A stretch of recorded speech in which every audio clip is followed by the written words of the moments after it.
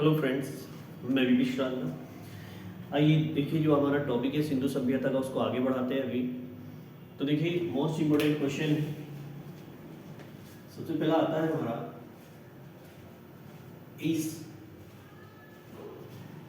इस काल की जुड़वा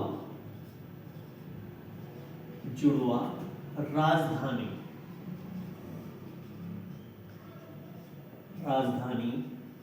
किन दो स्थानों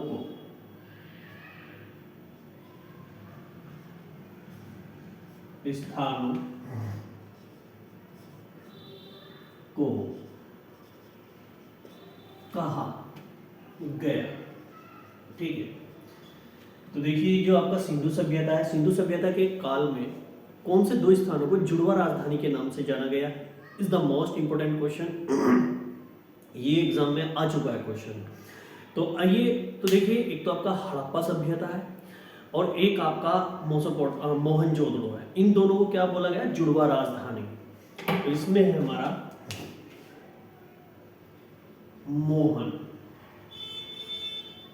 मोहनजोदड़ो वे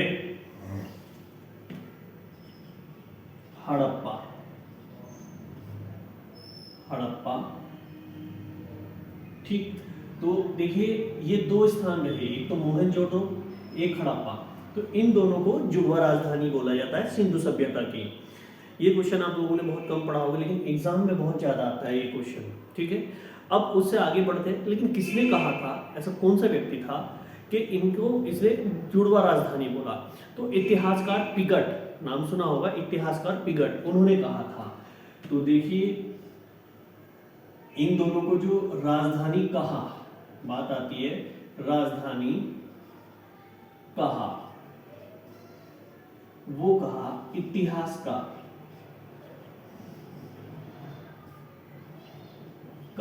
पिगट। ठीक है, इतिहासकार पिगट थे जिन्होंने इसको जुड़वा राजधानी के नाम से जाना, इन दो स्थानों को। जब भी हम सिंधु सभ्यता पढ़ते हैं तो दो स्थानों का मुख्य रूप से एक अहम भूमिका होती है। एक तो आपका मोहनजोदड़ो, एक हड़प्पा, क्योंकि आपके सबसे ज्यादा साक्ष्य सिंधु सभ्यता के अंतर्गत यहाँ से ही पाए गए हैं और सिंधु नदी के किनारे से। ठीक है, आइए उससे आगे बढ़ते हैं अभी। तो देखिए, अब बात आती है कि जो आपका लोथल है, लोथल गुजरात में अहमदाबाद से 80 किलोमीटर की दूरी पे पड़ता है। आइए, लोथल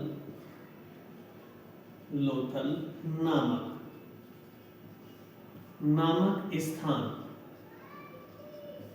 अहमदाबाद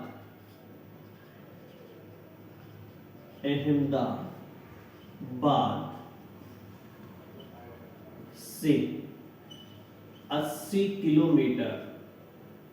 80 किलोमीटर खंभात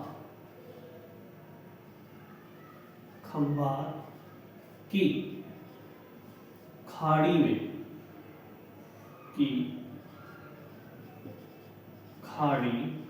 में स्थित है। ठीक है, तो देखिए भी, जो ये आपका महाराष्ट्र पड़ता है और गुजरात पड़ता है, उसकी सीमा पे है ये खाड़ी। कौन सी खाड़ी भाई? खंभात की खाड़ी। कई बार ये क्वेश्चन आता है, खंभात की खाड़ी कहाँ स्थित है? तो विशेष प्रकार से ये गुजरात में पड़ती है, क्योंकि गुजरात में इसका स्थान ज़्यादा है। ठीक है, लेकिन महाराष्ट्र से इसकी सीमाएं स्पर्श करती है। तो खंभात की खाड़ी जो है, उसमें ये लोथल नामक स्थान पड़ता है। कई बार क्वेश्चन आया कि लोथल नामक स्थान कहाँ पे है? गुजरात में है, लेकिन गुजरात ना देके उन्होंने खंभात की खाड़ी दे दिया, तो ये ध्यान रखना।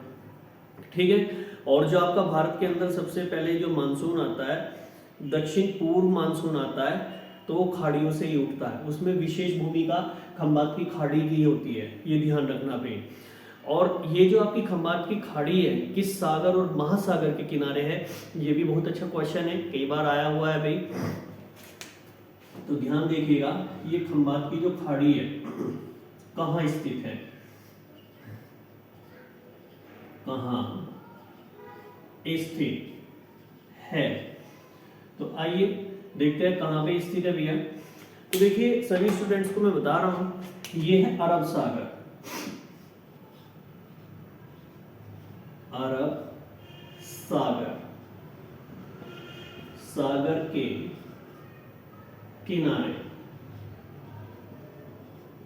ठीक है स्टूडेंट्स, तो जो देखिए हमारा अरब सागर पड़ता है, अरब सागर के किनारे ये खंबात की खाड़ी स्थित है भाई, वहां पे ये पड़ती है। अब कई बार क्वेश्चन ये आ जाता है निम्न में से कौन सा शहर अरब सागर के किनारे है। ठीक है, तो देखिए जो ये अरब सागर है, अरब सागर के किनारे मुंबई या महाराष्ट्र,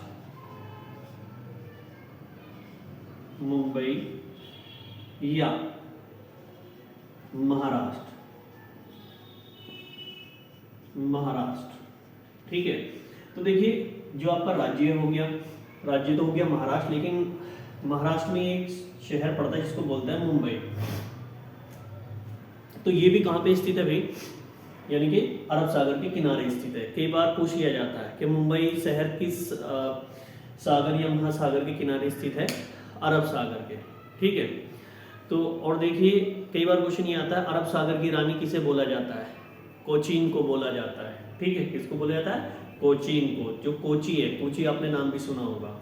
आइए उससे आगे बढ़ते हैं नेक्स्ट पॉइंट की ओर, मोस्ट इम्पोर्टेंट है, देखते हैं। आप मुझे सभी बताएंगे भाई। तो देखिए एक क्वेश्चन आता है सिंधु, सिंधु सभ्यता, सभ्यता की लिपि, लिपि। तो देखिए बात आती है कि सिंधु सभ्यता की लिपि कैसी है,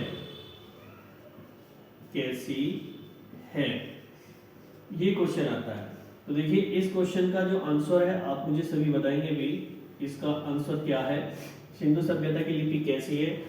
तो आज हम जो थोड़ा सा मतलब हम टॉपिक कर रहे हैं वो थोड़ा क्वेश्चन बेस पे टॉपिक कर रहे हैं। ठीक है, पढ़ भी रहे हैं लेकिन साथों साथ हम अपने क्वेश्चन भी है उनको भी कवर करते चल रहे हैं। सही है स्टूडेंट्स, तो देखिए इसमें क्वेश्चन आएगा सिंधु सभ्यता की लिपि कैसी है, ये बात आती है।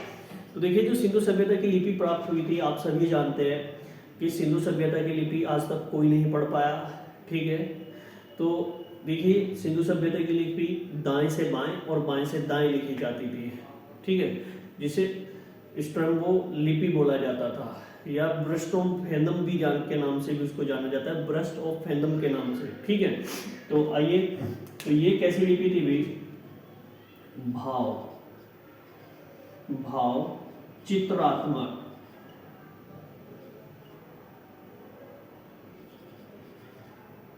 भाव चित्रात्मक लिपि। ठीक है, तो देखिएगा भाई भाव व चित्रात्मक लिपि थी ये। सही है, तो ये इसको बोला गया भाव व चित्रात्मक लिपि।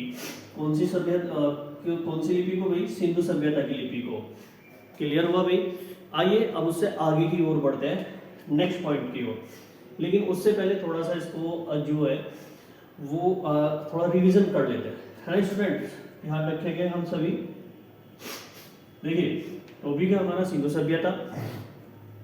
तो इसमें क्वेश्चन बोला था हमने, इस काल की जुड़वा राजधानी किन दो स्थानों को कहा जाता है। तो एक तो मोहनजोदड़ो को कहा जाता है और एक हड़प्पा को बोला जाता है। ओके, अब उससे आगे बढ़ेंगे। ये राजधानी किस या कहाँ, इतिहासकार, ठीक है, यानी कि इसको राजधानी जो कहा, राजधानी कहा किसने, इतिहासकार पिगट ने।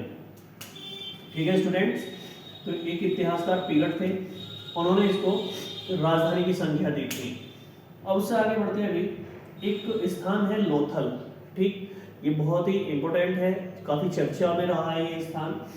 देखिए लोथल नामक स्थान कहाँ पे पड़ता है, अहमदाबाद से 80 किलोमीटर की दूरी पे पड़ता है। कहाँ पे, खंबात की खाड़ी में। और ये खंबात की जो खाड़ी है, क्वेश्चन आ जाए कि कहाँ पे स्थित है, तो देखिएगा खंबात की जो खाड़ी है वो अरब सागर के किनारे स्थित है।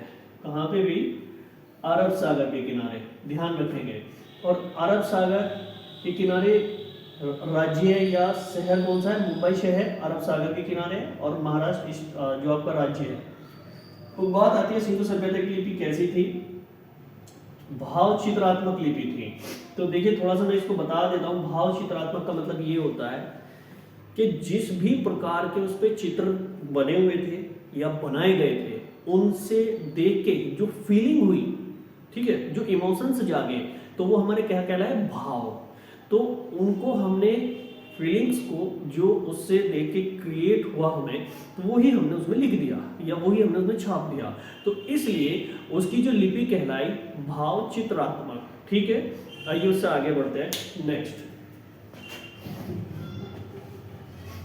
देखिए स्टूडेंट्स, थोड़ा सा आज तबीयत खराब है 2 डेज से, क्योंकि थोड़ा कोल्ड हो रहा है, फीवर भी है अभी। ठीक है, आइए उससे आगे बढ़ते हैं नेक्स्ट पॉइंट की ओर। तो देखिए अब बात आती है कि जो सिंधु सभ्यता के व्यक्ति थे वो कौन से बर्तन यूज किया करते थे। देखिएगा इस काल के व्यक्ति, इस काल के व्यक्ति चाक के मिट्टी या चाक से निर्मित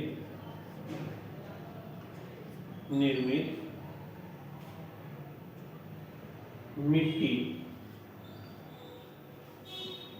के बर्तनों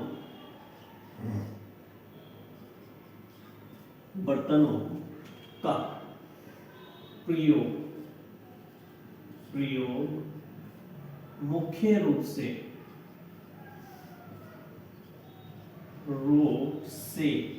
करते थे।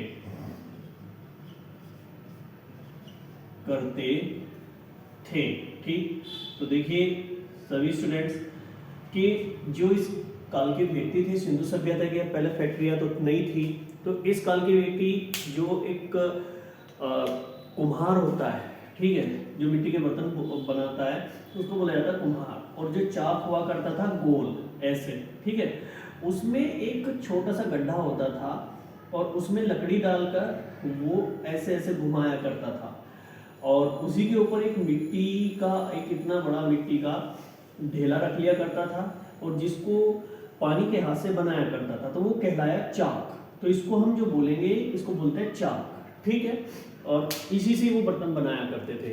तो विशेष प्रकार से इस समय पे जो प्रचलन था, मिट्टी के बर्तनों का प्रचलन था। ठीक, जिसमें से आपका घड़ा, सुराई, दीपक, ये सारी चीजें बनती थी। ठीक है, आइए उससे आगे चलते हैं अभी नेक्स्ट पॉइंट। अब बात आती है कि इस काल के व्यक्तियों की मुख्य जो फसलें थी वो कौन कौन सी थी। इस काल के व्यक्तियों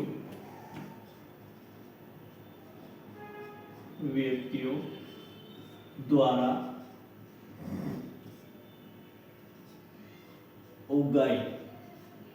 उगाई गई मुख्य फसलें। तो देखिए जैसे आपने देखा होगा तरबूज,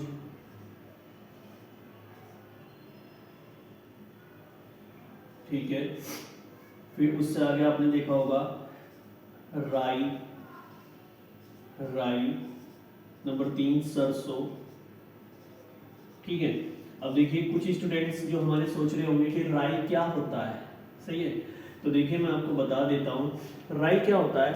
सरसों से छोटे दाने होते हैं राई के, ठीक है, और जो सरसों से छोटे दाने होते हैं तो राई कहलाते हैं, लेकिन होते हैं सरसों की तरह। आप लोगों ने देखा हो सरसों, तो सरसों के दानों की तरह राई के दाने होते हैं, लेकिन छोटे होते हैं, तो और येलो कलर के होते हैं, तो उनको क्या बोलते हैं, हम राई बोलते हैं। ये सारी चीज़ें उन्होंने उगाई थी। उससे आगे हम बोल सकते हैं मटर, या फिर हम कह सकते हैं मटर हो गया, तिल हो गया, खजूर, गेहूँ, ये भी बोल सकते हैं मटर, खजूर। नंबर 5 पे आएगा आपका खजूर,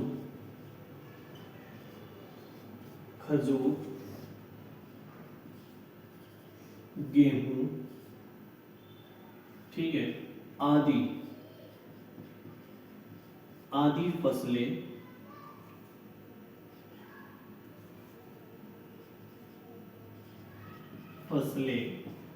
उगाते थे। ठीक है, तो देखिए इस प्रकार से ये उनकी विशेष प्रकार की फसलें थी। हम ये भी कह सकते हैं भाई जो कपास थी वो भी उगाते थे। ठीक है, लेकिन कपास का क्वेश्चन मैं थोड़ा इसमें अलग रखूंगा, हाईलाइट करके क्वेश्चन। ठीक है, तो आइए एक और फसल थी जो विशेष प्रकार से विषु की मुख्य और पहली फसल मानी गई। तो देखिए वो भी इसी काल में उगाई गई।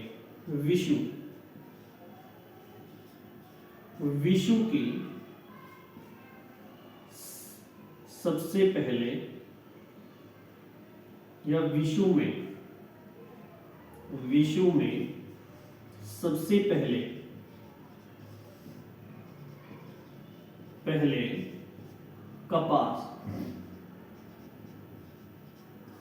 कपास को सिंध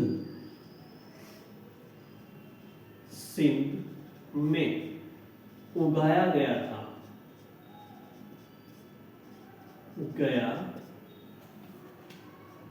ठीक है, तो ध्यान रखेंगे विश्व में सबसे पहले जो कपास उगाई गई वो कहाँ उगाई गई भाई? सिंध में उगाई गई, यानी कि सिंधु सभ्यता में सबसे पहले जो कपास उगाई गई थी वो भारत के अंदर उगाई गई थी। ये ध्यान रखेंगे हम सभी। तो देखिए जो आपका कपास है, कपास में आपसे कहने लग जाऊं कि ये मुख्य रूप से विशेष रूप से कहाँ पे हुई थी या कैसे हुई थी। तो देखिए गुजरात में हुई थी आपकी कपास। ठीक है, और उससे पहले थोड़ा सा ये हो गई थी राजस्थान में, राजस्थान से शुरुआत हो गई थी कपास की, लेकिन विशेष प्रकार से गुजरात में हो गई थी। अब देखिए अब बात आती है कपास से क्या बनता है। कपास जो बोलते हैं वो हम बोलते हैं कॉटन को। ठीक है, कॉटन से क्या बनता है भाई? सूती वस्त्र। ठीक, तो जैसे ही आपका कपास बनी, कपास किसका निर्माण करती है? निर्माण, कपास से जो निर्माण होगा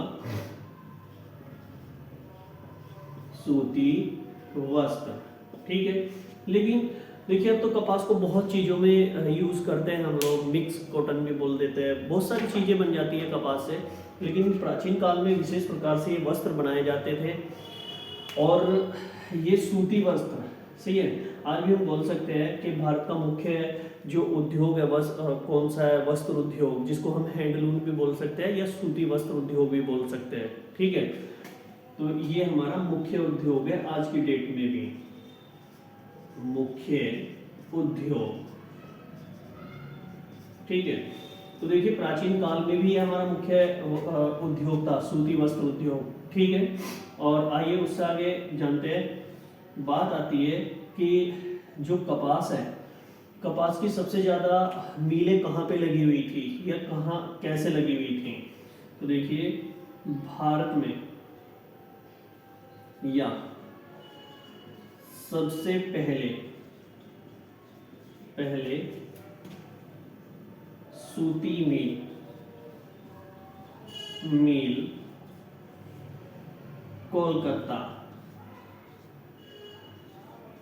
कोलकाता में लगी थी। ठीक है, तो देखिए जो आपका कपास है, कपास से सूती वस्त्र उद्योग होता है और ये कहाँ पे लगी थी? सबसे पहले कोलकाता में लगी थी। ठीक है स्टूडेंट्स, आइए उससे आगे बढ़ते हैं नेक्स्ट पॉइंट की ओर। तो ये आप सभी ने उतार लिया होगा, रफ करते हैं इसको। ठीक है, साथों साथ कॉपी करते जाइए। इतना हाई स्पीड से भी नहीं मैं आपको करा रहा हूँ कि ताकि आप नोट ना कर पाए।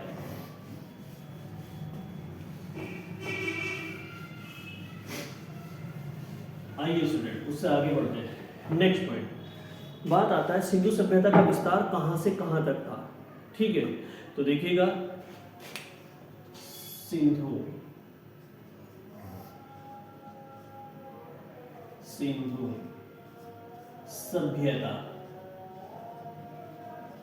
सभ्यता का विस्तार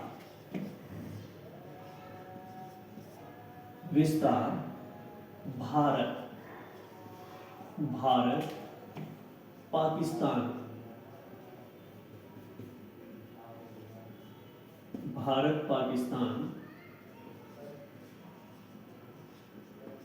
ठीक है, में, सही। तो आइए मैं आपको ऐसे ही बता देता हूं। तो देखिए बात आती है उत्तर में कहां तक था और दक्षिण में कहां तक था और पूर्व में कहां तक था और पश्चिम में कहां तक था। ठीक है, इसको देखते हैं भी किस प्रकार से था, ध्यान से देखेंगे सभी स्टूडेंट्स। ठीक है, तो देखिए उत्तर में एक स्थान पड़ता है मंडा।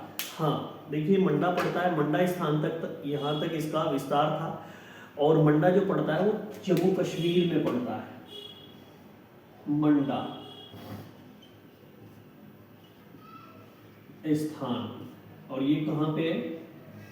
जम्मू कश्मीर।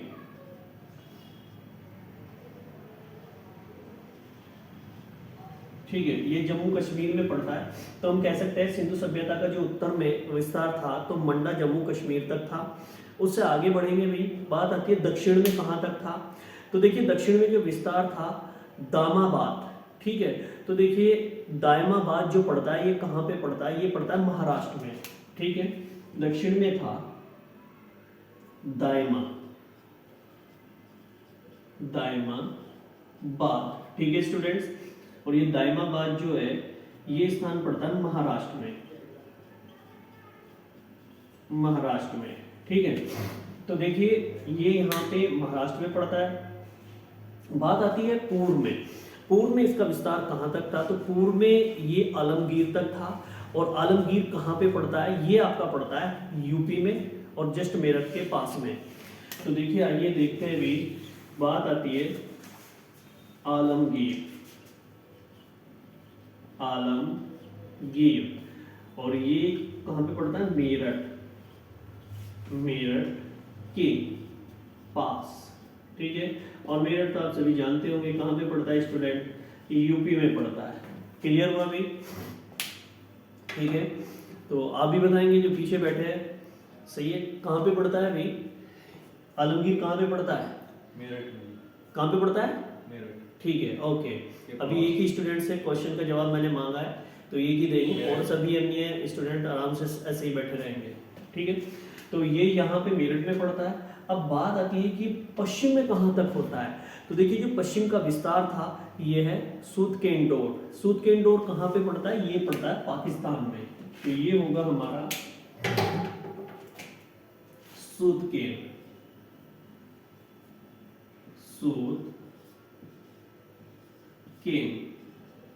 सूदकेन डोर। ठीक है, सूदकेन जो डोर है ये कहाँ पे है? ये पड़ता है हमारा पाकिस्तान में, पाकिस्तान। तो देखिए स्टूडेंट्स ये हम लोगों ने जो किया, ये क्या किया भाई? विस्तार। ठीक है, और ये जो विस्तार है बेटा कहाँ से कहाँ तक है बताएंगे आप लोग?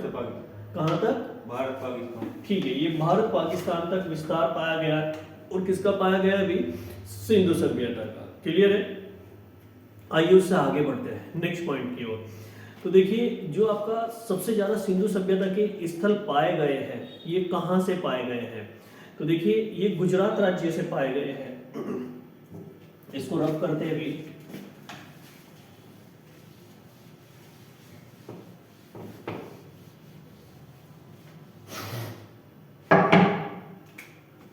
देखिए बात आती है सिंधु सभ्यता के सर्वाधिक स्थल गुजरात राज्य से पाए गए हैं। ठीक है, तो देखिए जो आपका सिंधु सभ्यता के सर्वाधिक जो स्थल पाए गए हैं या परमाणु चिन्ह पाए गए हैं, तो देखिए ये गुजरात राज्य से पाए गए हैं। वो एक अलग बात है, सिंधु सभ्यता यानी कि सिंधु नदी के तट के किनारे पाए गए हैं, क्योंकि यहाँ से भी आपकी सिंधु नदी होकर निकलती है गुजरात राज्य के पास से, ध्यान रखेंगे। आइए उससे आगे बढ़ते हैं नेक्स्ट पॉइंट की ओर। तो देखिए अब बात आती है हमारा कि विश्व में सबसे पहले, ये कपास वाला तो क्वेश्चन हो ही गया भाई, सभी स्टूडेंट ध्यान रखेंगे। अब बात आती है कि सबसे ज्यादा फसल उगाने के जो संकेत मिले हैं वो किस स्थान से मिले हैं? ये क्वेश्चन थोड़ा सा अलग है। तो देखिए जो सबसे ज्यादा फसल उगाने के संकेत प्राप्त हुए हैं, सबसे ज्यादा फसल उगाने के संकेत ये हुए कालीबंगा से,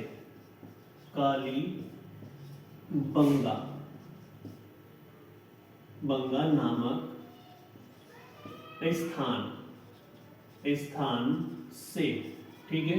और देखिए कालीबंगा नामक जो स्थान पड़ता है कहाँ पड़ता है, राजस्थान, ठीक है।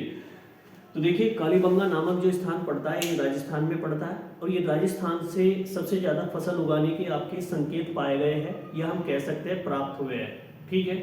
अब बात आती है कि जो हल चलाने के साक्ष्य भी प्राप्त हुए हैं वो कहाँ से हुए हैं, तो वो भी आपके राजस्थान से प्राप्त हुए हैं, ठीक है। और देखिएगा हल चलाने के संकेत भी तो कर सकते हैं हम लोग, हल चलाने के संकेत भी क्लियर है भाई। तो देखिए हल चलाने के संकेत भी यहां से ही प्राप्त हुए। और जो बात आती है कि सबसे पहले ऊंट की अस्थियां किस स्थान से पाई गई है, तो वो भी यहां से ही पाए गए हैं, यानी कि सबसे पहले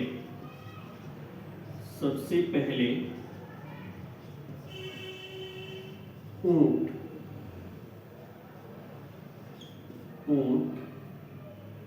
की अस्थियां, ठीक है, या कंकाल। तो देखिए जो ऊंट की अस्थियां और कंकाल पाए गए हैं कहां से पाए गए हैं, राजस्थान राज्य से। तो इससे पता लगता है कि इस काल के व्यक्ति ऊंट को भी अपने वर्क में लेते थे, ठीक है। देखिए ये हमारे कुछ क्वेश्चंस हुए भी, ठीक, इनको सभी अच्छे से फेयर कॉपी में उतारेंगे, अपने नोट्स बनाएंगे, ठीक है स्टूडेंट्स। तो आज के लिए स्वस्थ रहिए, अच्छे रहिए, जय हिंद।